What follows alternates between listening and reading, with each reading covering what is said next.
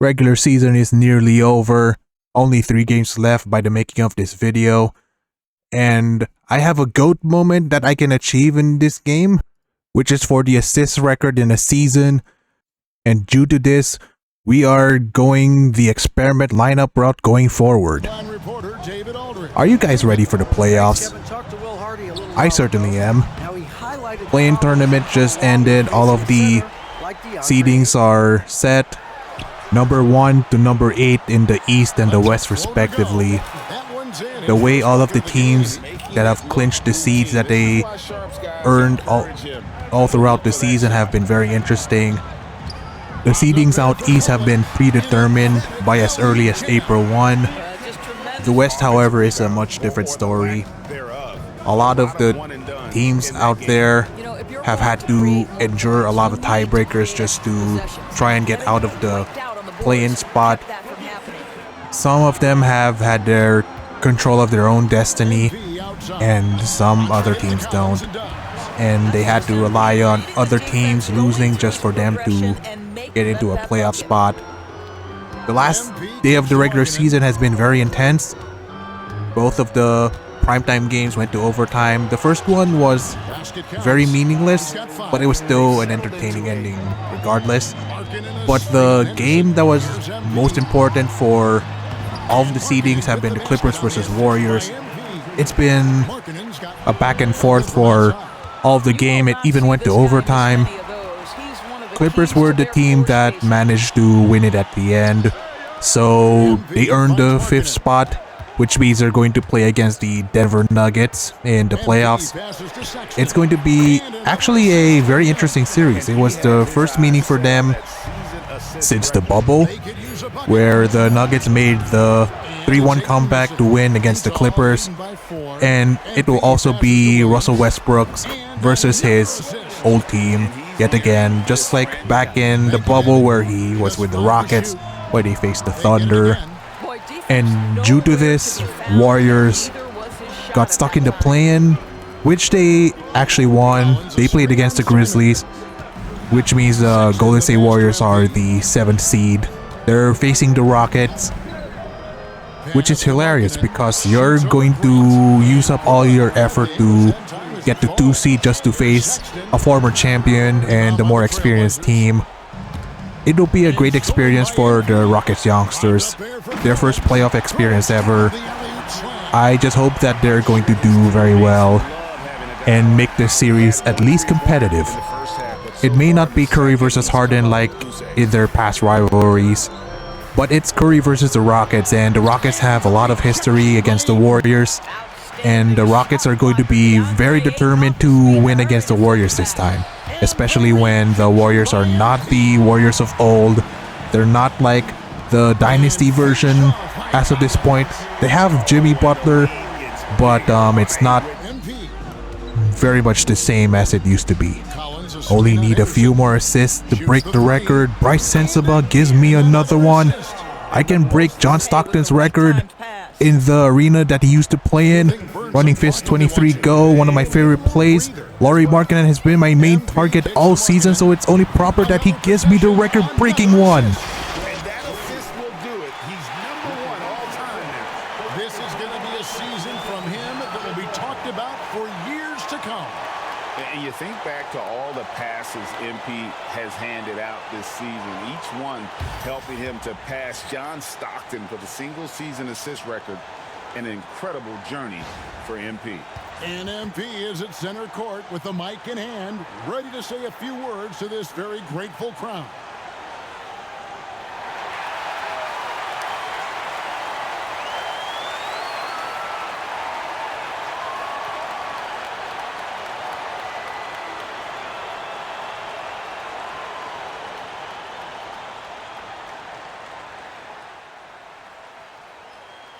There's no record that can make me prouder than having the most assists in the season. John Stockton, you held this honor for more than 30 years. Respect. But this record means a lot to me because you can't do it on your own. Assists, they need someone to make the pass and they need someone to make the shots.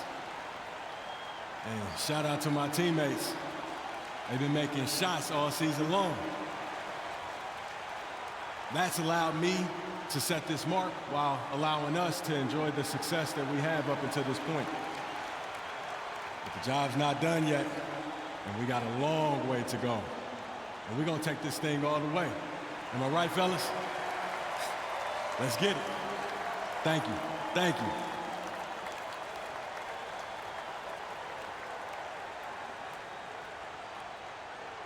Greg is always MP well-spoken, showing love to the legend, John Stockton. And everyone else who has helped along the way and made him one of the best facilitators in the history of this game. Joe, did you find yourself rooting any harder than usual for your teammates to make shots when it looked like you might break the record? Well, only because I didn't want my guys to feel that pressure. When you have 20,000 people groan because you missed the shot, that's tough. I don't care how good you are. So yeah, you know, what I wanted to do is us to get back to normal as quick as possible. You know what, Joe? I'm gonna let you ask me another question. Okay. Who comes to mind when you think of the greatest passers you've ever seen? You know, everyone knows the great passers. That's not that interesting to me. What is interesting is that I feel like our team is the most underrated team in the league when it comes to passing, and everyone in that locker room, they can dime. You know, people, they focus on me because of the record, but my whole squad, they all got vision. And that's why I love playing with these guys, you know what I mean? Mm-hmm. Thanks. Thank you, Joe.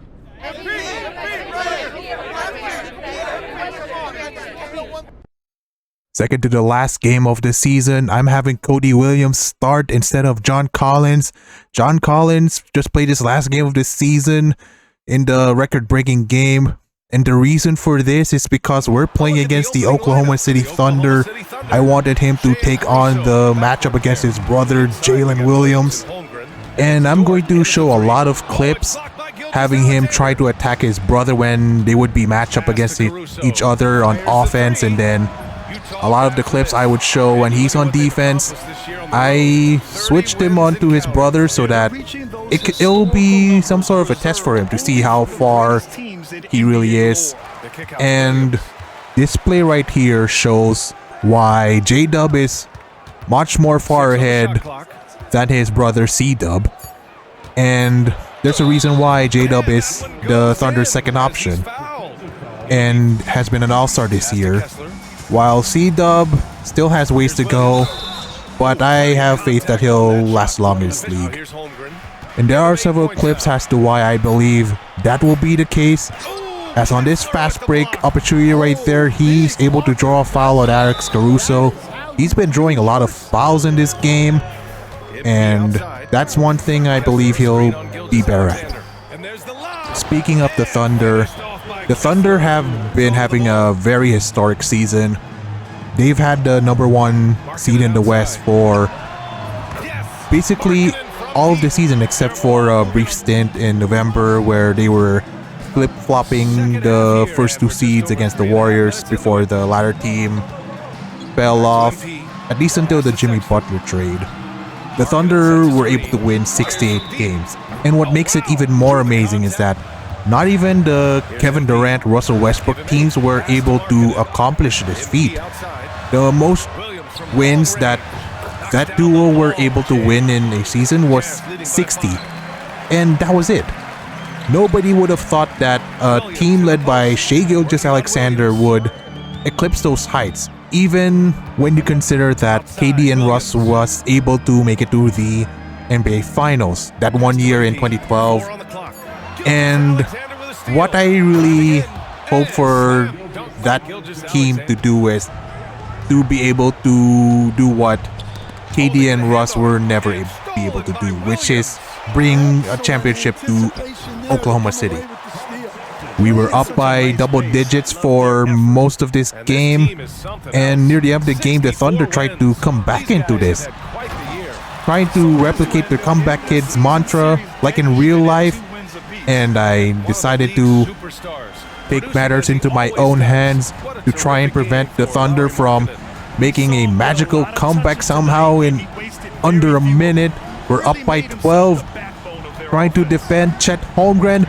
He then gets blocked by Walker Kessler. Running on the fast break after that dunk, we want to go for the dagger.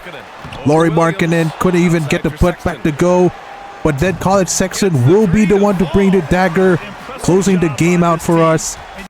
It was a good game for us to end our homestand. We're playing our bench lineups for our regular season finale, which is against the Minnesota Timberwolves. All of the players that aren't going to play in this game will be part of the playoff rotation. And some of them who are playing will get spot minutes. And this game against the Timberwolves, it's going to be yet another close game. We are forming some sort of rivalry with the Minnesota Timberwolves, and it's going to be a great one because it's all going back to the Rudy Gobert trade with the Jazz that sent him to Minnesota. And we want to prove that we're the one who won the trade. Back to the playoff talks. Out east, we have the Cleveland Cavaliers, who are the #1 seed in the East. Nobody would have predicted that they would be the #1 seed, especially above the Boston Celtics, who are #2 in the East. Both of the aforementioned teams have won 60-plus games, which is not something that is accomplished very often. And it shows how competitive the NBA can be. Speaking of competitiveness, all of the brackets have been set from #1 to #8. The play-in tournament just concluded. So we have the Cleveland Cavaliers facing off against the Miami Heat, who became the first ever #10 seed to make it from the play-in to the playoffs, which is an amazing feat in itself. They had to win against the Hawks in overtime. It was a grueling battle, but the Heat managed to pull it off. The Celtics will play against the Orlando Magic. It's going to be another tough series as well. Magic is going to have to be very locked in on defense because their offense is not very good. We don't know how dominant the Celtics is going to be. Knicks and Pistons are the 3 and 6 matchup in the East. I expect the Pistons to show out. They've had a rough season last year, only winning 14 games, and now they won 44. A 30-win improvement, which has been a great turnaround. Shout out JB Bickerstaff. And I expect the Knicks to try and make it back to the conference finals. I hope Karl Anthony Towns continues to prove that I was wrong. He was able to drop the playoff dropper allegations, mostly in last year's playoffs, but we'll never know for sure if he's going to revert back into his old ways. Pacers and Bucks meet each other in the first round for the second consecutive year. It's going to be much more interesting since Giannis is finally in the lineup, but no Dame for the first few games. However, he is recovering from his blood clots slowly but surely, but we'll never know how fast the recovery process is. Thunder will officially play against the Grizzlies. Shea versus Ja. Who's going to be the better star in this matchup? We'll never know. I did mention the Rockets, Warriors, and Nuggets, Clippers already, so I'm going to skip it over. I'm going to mention the Lakers and Timberwolves now. And since we're playing against the Timberwolves, it makes a lot of sense for me to talk about them for a brief few seconds. They have a lot of work cut out for them since they're facing against Luka Doncic again. Luka Doncic has been a tormentor to Minnesota crowd since last year's playoffs in the Western Conference Finals. We know about that game winner he made against Gobert. It gave Minnesota fans a lot of nightmares since then. And he'll be giving even more nightmares to Minnesota when it's all said and done. And this game came down to the clutch. 33.6 seconds left. It's our ball. We're down by 2. Need to make sure we get a good look at the end of the game to either tie or take the lead. I pass it to Bryce Sensabaugh, wide open. We go for the lead. Minnesota calls a timeout, 18 seconds left in the game. What will they do in this situation? They pass it to Karl Anthony Towns for the win. It's off, and we hold on to win. Regular season is finally over. I hope everyone's ready for the playoffs. We'll be uploading my playoff videos in the next coming days. But I have another question. Who do you think will win the championship this season? We'll find that one out.